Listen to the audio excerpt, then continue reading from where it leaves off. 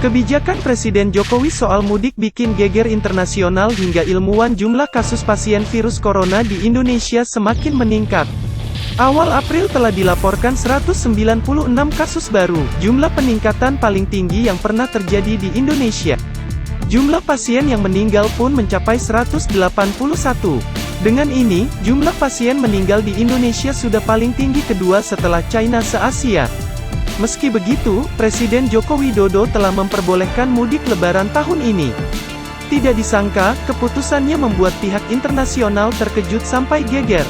Dengan ini, sebagian besar wilayah Indonesia harus bersiap kepulangan para warga dari Jakarta. Padahal kita ketahui Jakarta telah menjadi pusat dari wabah virus corona di Indonesia.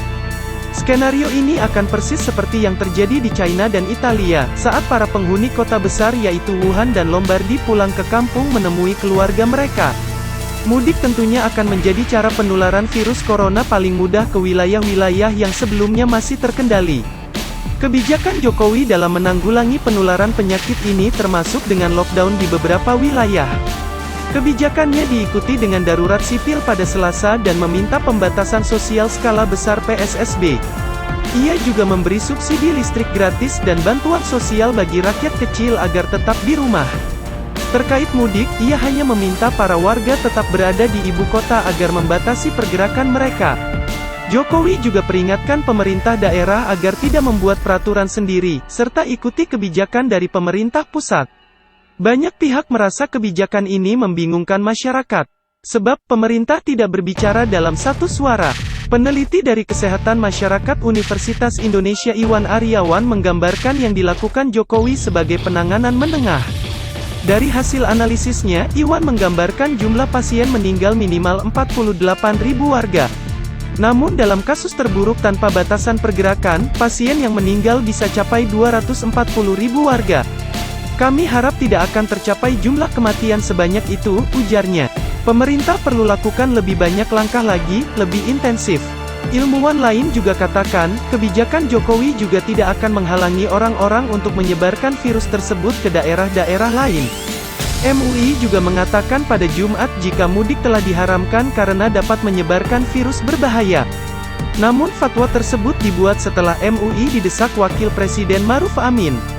Minggu lalu, pemerintah daerah Jawa Barat dan Jawa Tengah telah memerintahkan pekerja migran tidak tinggalkan Jakarta. Juga, pekerja di luar negeri tidak diperbolehkan pulang. Lebih dari 100.000 warga telah kembali ke Jawa Barat minggu ini, sementara 218.000 warga telah pulang ke Jawa Tengah. Mereka pulang dalam keadaan telah kehilangan pekerjaan dan putus asa. Ganjar Pranowo menyebut harus ada kuota jumlah penumpang di transportasi umum sehingga jumlah pemudik dapat dikendalikan. Sementara Ridwan Kamil mengatakan jumlah infeksi COVID-19 dapat lebih tinggi dari data yang ada dan penyakitnya dapat menyebar kemana-mana. Ia mendesak rapid test untuk semakin digalakkan agar semakin jelas diketahui virus telah menyebar kemana saja. Skenario terburuk, dijelaskan oleh Iwan dari UI, adalah jika para migran menyebarkan virus ke desa-desa Indonesia, rumah sakit lokal akan kewalahan karena mereka tidak memiliki ventilator yang memadai atau kemampuan perawatan yang intensif. Oleh sebab itu, ia sebut jumlah kematian akan meningkat drastis seperti yang terjadi di Italia. Ada juga yang menganggap langkah Jokowi tidak lakukan karantina total adalah menghindari yang terjadi di India.